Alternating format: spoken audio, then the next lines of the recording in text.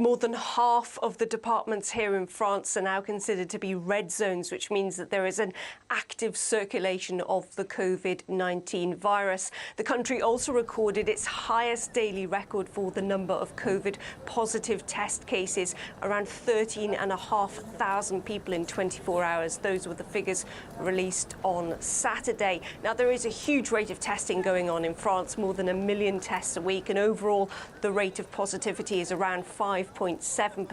But what's really concerning are the number of hospital admissions, which are now going up quite rapidly. We saw 227 additional admissions on Saturday, meaning that there are around 3,800 people currently in hospital. Now, of those, almost 600 are in intensive care. Now, in parts of the country already, the intensive care units are at capacity. So that is what is worrying officials in those parts of France. Here in Paris, in the Île-de-France region, which is the area around Paris, it is only at about 20% capacity. But there are warnings that there will be a high tension, particularly in the next 2 to 3 weeks.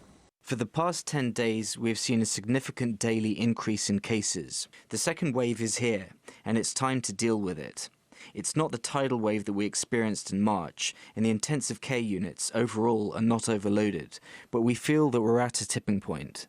Well, there has been a huge demand for those COVID-19 tests, so much so that here in Île-de-France, 20 new testing centres are opening on Monday, and they will give results within 24 hours for priority cases. So people who've got symptoms of COVID-19 or perhaps have been referred there by a doctor. Now, in other parts of France, there are new restrictions coming into force, particularly in Nice, where groups of no more than 10 will be allowed in areas such as parks, beaches, or in gardens, and those are restrictions that are similar to other cities such as Marseille and Bordeaux. Let's take stock now of what's happening across the English Channel in the UK, where the chief medical officer there is warning that the country is at a critical point and is heading in the wrong direction. This comes as the UK government is now considering apparently a 2-week lockdown in England. The UK's health secretary has said that nothing is being ruled out. We'll be increasingly stringent on the people who are not following the rules. If everybody follows the rules, then we can avoid further national lockdowns. Well, there are already fines of up to £10,000 for people who defy COVID-19 regulations, such as the requirement to self-isolate if they have symptoms.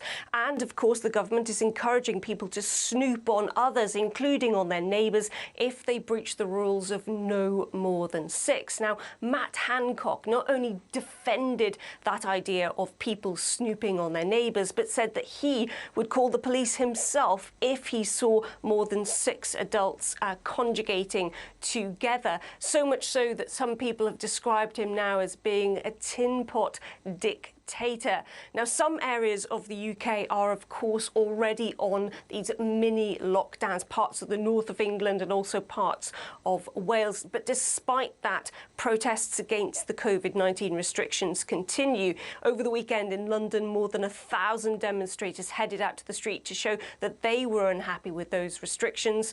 There were dozens of arrests.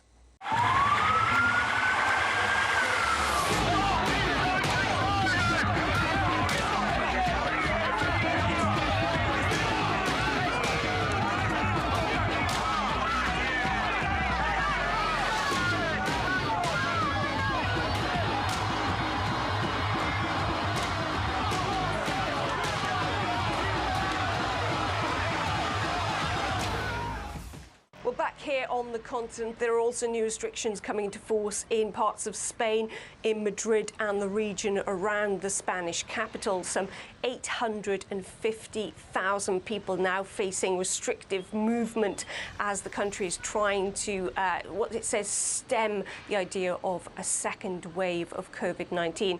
From Monday, people will not be able to leave their neighbourhoods in those regions for all but essential reasons. This comes as the World Health Organization is also concerned about what it describes as a worryingly high rate of transmission of COVID-19, and saying that the situation here in Europe it considers to be very serious. On a daily basis now, as those transmission rates are going up and up, governments across Europe are having to make some very difficult decisions.